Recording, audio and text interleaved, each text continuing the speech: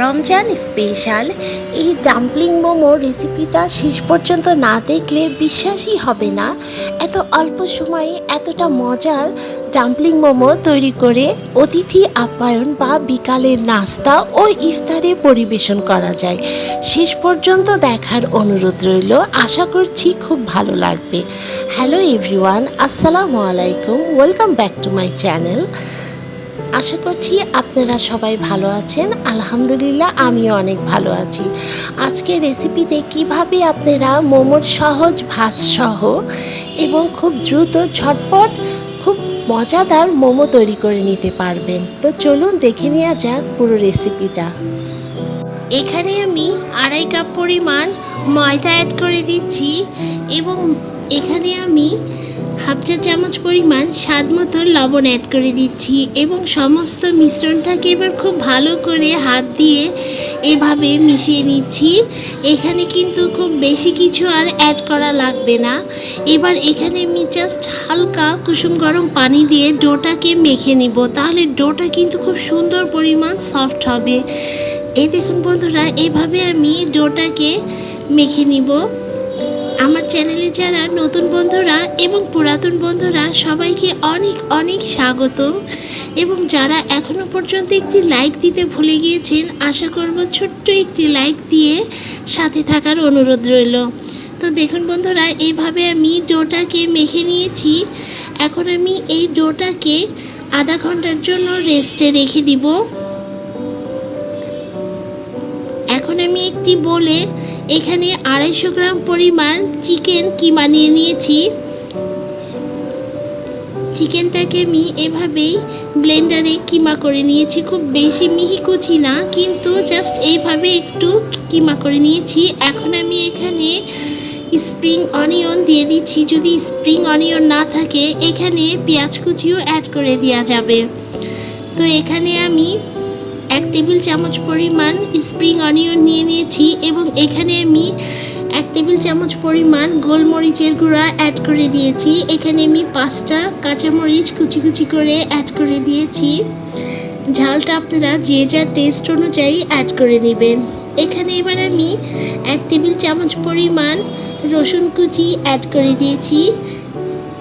এখানে আমি 1/2 চা চামচ পরিমাণ লবণ, 1 চা চামচ পরিমাণ আদা বাটা এবং 1 চা চামচ পরিমাণ জিরা বাটা এবং 1 টেবিল চামচ পরিমাণ এখানে সয়া সস অ্যাড করে দিলাম।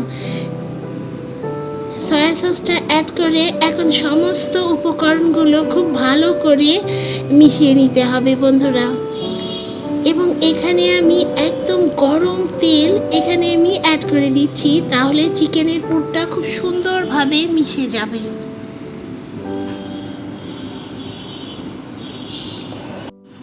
এখানে আটাটাকে মেখে নিয়ে দেখুন বন্ধুরা, আধা ঘন্টা পর ফিরে আসছি, কতটা সুন্দর পরিমাণ সফট হয়েছে।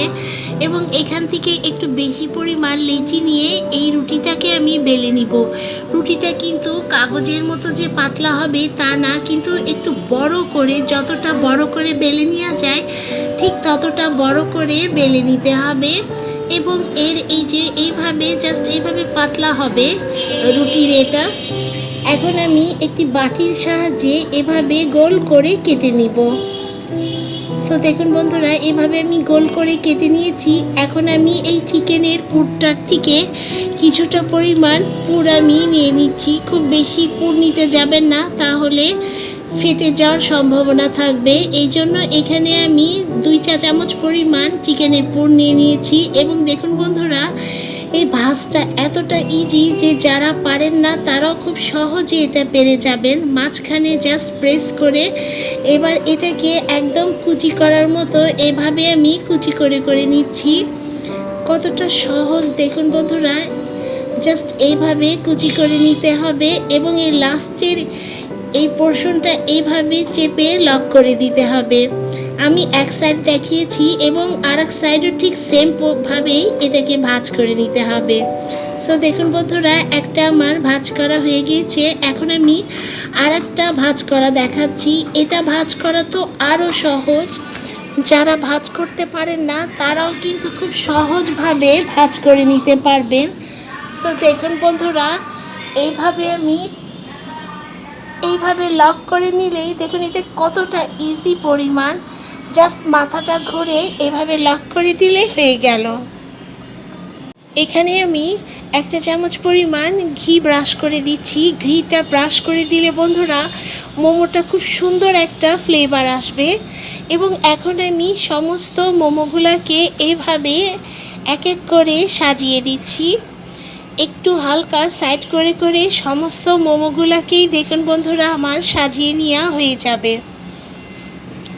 এখানে আমি সমস্ত মোমোগুলোকে একবারেই দিয়ে দিয়েছি এবং এখানে আমি 1 কাপ একদম ফুটন্ত গরম পানি অ্যাড করে দিব।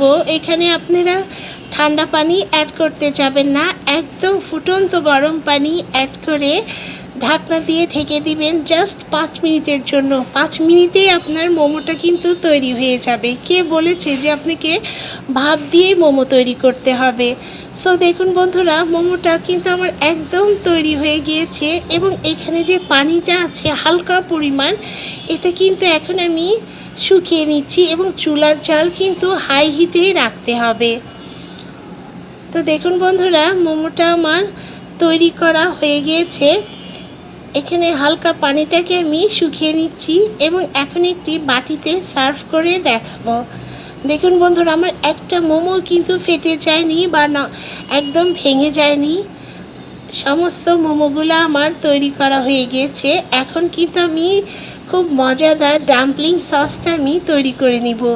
এখানে আমি 1 চা চামচ পরিমাণ রসুন কুচি, 1 চা চামচ পরিমাণ গোলমরিচের গুঁড়া, কালো গোলমরিচের গুঁড়া, এখানে 1 চা চামচ পরিমাণ চিলি ফ্লেক্স, 1 চা চামচ পরিমাণ সাদা তিল অ্যাড করে দিলাম, 1 চা চামচ পরিমাণ লাল মরিচের গুঁড়া। মরিচের গুঁড়াটা আপনারা যে যার স্বাদ অনুযায়ী অ্যাড করে নেবেন। এখানে 1 টেবিল চামচ পরিমাণ সাদা ভিনেগার অ্যাড করে দিয়েছি এবং এখানে আমি 2 টেবিল চামচ পরিমাণ সাদা তেল এবং 2 টেবিল চামচ পরিমাণ টমেটো সস অ্যাড করে দিয়েছি। 1 চা চামচ পরিমাণ চিনি এবং হাফ চা চামচ পরিমাণ লবণ অ্যাড করে সমস্ত মিশ্রণটাকে খুব ভালো করে মিশিয়ে নিচ্ছি এবং এখানে আমি প্রায় 1 টেবিল চামচ পরিমাণ পানি অ্যাড করে দিয়েছিলাম। পানিটাকে দিয়ে খুব ভালো করে সমস্ত মিশ্রণটাকে আমি মেখে নিয়েছি। পানিটা আমার দেখানো স্কিপ হয়ে গিয়েছে। সো দেখুন বন্ধুরা এভাবে আমার তৈরি হয়ে গেল ডাম্পলিং সসটা। এখন আমি এই ডাম্পলিং সসটা এই মোমোর উপরে দিয়ে দিব।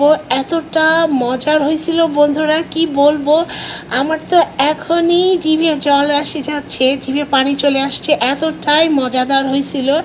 এভাবে অবশ্যই আপনারা বাসায় ট্রাই করে দেখুন, তাহলে রেস্টুরেন্ট থেকে বেশি দাম দিয়ে আর কিনে খেতে হবে না। তো রেসিপিটা ভালো লাগলে অবশ্যই লাইক করবেন এবং বন্ধু পরিবারের মাঝে বেশি বেশি করে শেয়ার করে দিবেন। তো আজকের মতো এই পর্যায়েই সবাই ভালো থাকবেন, সুস্থ থাকবেন এবং সাবধানে থাকবেন। আল্লাহ হাফেজ।